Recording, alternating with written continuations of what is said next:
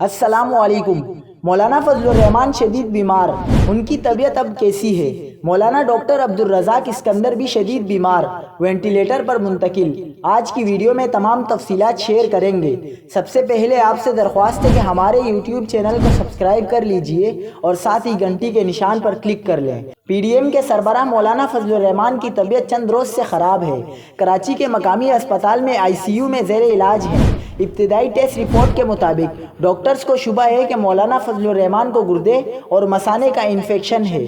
ترجمان JUI کے مطابق مولانا فضل الرحمان کی طبیعت میں کچھ بہتری آئی ہے، ان کا بخار اتر گیا ہے اور صحت اب قدرے بہتر ہے۔ دوسری جانب وفاق المدارس العربیہ پاکستان کے صدر اور عالمی مجلس تحفظ ختم نبوت کے امیر شیخ الحدیث مولانا ڈاکٹر عبدالرزاق اسکندر، جو گزشتہ کئی روز سے شدید بیمار اور کراچی کے مقامی اسپتال میں داخل ہیں، انہیں ڈاکٹروں نے تفصیلی مشاورت کے بعد سانس کے لیول کو معمول پر لانے کے لیے وینٹیلیٹر پہ منتقل کیا ہے۔ وفاق المدارس العربیہ کے میڈیا کوارڈینیٹر مولانا طلحہ رحمانی نے احباب و اہل مدارس سے مولانا ڈاکٹر عبدالرزاق اسکندر کے لیے خصوصی دعاؤں کے اہتمام کی اپیل کی ہے۔